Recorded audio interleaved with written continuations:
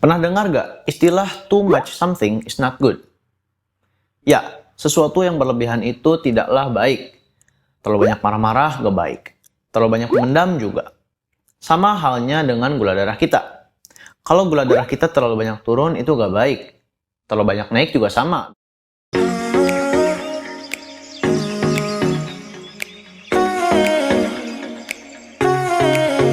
Halo semuanya, kembali lagi dengan aku Sultan di Catatan Syakir. Setelah bahas-bahas tentang hipoglikemia di video sebelumnya, kali ini kita akan bahas tentang lawan jenis dari hipoglikemia, yaitu hiperglikemia. Pasti semua teman-teman DM tipe 1 pernah kan mengalami ini? Ya kan ya? Bukan kalian aja kok, aku juga pernah mengalami hiperglikemia. Bahkan ada saat dimana gula darahku sering kali naik sampai aku stres gak tahu lagi gimana harus nuruninnya. Tapi alhamdulillah sekarang aku sudah bersyukur karena gula darahku sudah lebih stabil dari sebelumnya. Penasaran gak gimana cara aku menghindari hiperglikemia? Kalau iya, jangan di skip, stay tune dan tonton videonya sampai habis. Kalau diingat lagi, sudah cukup banyak momen hiperglikemiaku sejak awal didiagnosa sampai saat ini. Pada saat awal didiagnosa, karena aku masih awam dengan treatment diabetes mellitus tipe 1, seringkali gula darahku melewati atau melebihi batas range yang telah diberikan oleh dokter endokrinku. Ya, alasan yang paling mendasar adalah karena pada saat itu aku masih awam dengan cara mengatur pola makan, seperti menghitung kebutuhan karbohidrat dan menghitung jumlah karbohidrat yang ada dalam makanan. Sering banget tuh meleset padahal udah coba hati-hati. Ya, mungkin itu adalah proses belajarnya ya.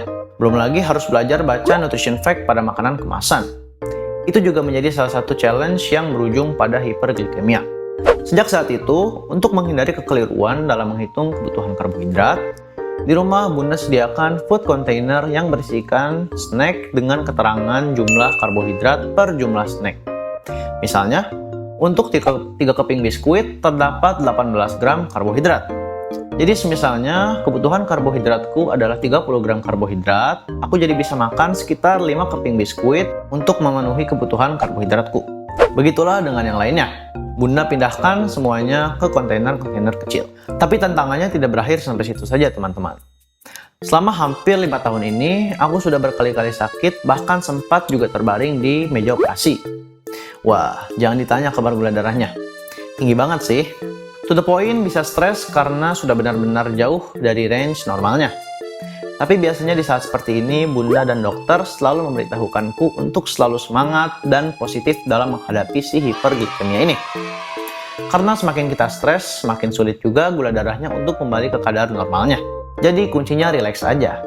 Kita juga harus support tubuh kita untuk healing kan ya. Nah, dari ceritaku barusan, pasti udah ketebak kan faktor apa saja yang dapat memengaruhi hiperglikemia? Ya, yang pertama atau one of the most common cause adalah pola makan yang tidak teratur atau sesuai dengan eating plan, seperti kelebihan asupan karbohidrat. Selanjutnya, sakit dan terluka. Naiknya gula darah saat adanya infeksi dan luka merupakan respons stres dari tubuh akibat meningkatnya hormon yang melawan kerja insulin. Sehingga tubuh melepas lebih banyak gula ke dalam darah. Adapun faktor lainnya seperti stres psikologis, kurangnya aktivitas fisik, dan keliru saat menyuntikkan insulin juga bisa menjadi salah satu penyebab dari hiperglikemia. Atau nih ya, misalkan contoh lainnya yaitu ketika kita sedang curi-curi atau nyemil di luar jam snack. Auto hiper ya gak? Tapi ingat ya teman-teman, kondisi hiperglikemia ini tidak bisa kita anggap dengan enteng apalagi kalau keseringan. Karena selain akan memengaruhi hasil dari HbA1c kita nantinya, hiperglikemia ini juga dapat memengaruhi kerja dan kesehatan organ tubuh kita yang lainnya seperti jantung, ginjal, dan mata. Tidak lama setelah aku didiagnosa diabetes, saat aku mau check up mataku ke dokter, aku diberitahukan bahwa terdapat sebuah katarak pada mataku. Sedih? Pasti. Tapi ini menjadi sebuah cambukan bagiku untuk menjadi lebih baik lagi dalam mengontrol gula darahku. Nah, untuk teman-teman, semoga kalian dapat dijauhkan dari hal-hal demikian ya, dan selalu dalam kondisi sehat dengan kadar gula darah yang terkontrol.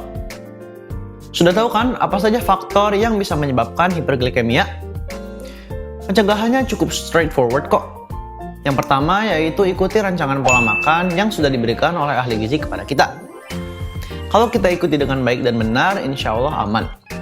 Jangan lupa untuk melengkapi pola makan kita dengan pola hidup sehat yang lainnya seperti berolahraga. Wajib banget nih untuk meluangkan waktu berolahraga atau setidaknya jangan jadi kaum rebahan ya teman-teman. Dan yang terakhir, selalu kontrol dan pantau gula darah dengan cara menyuntikkan insulin sesuai dengan dosis dan rajin cek gula darah sewaktu. Oke? Nah, itu tadi adalah bincang-bincang kita mengenai hiperglikemia. Kalau teman-teman biasanya hiperglikemia gara-gara apa nih?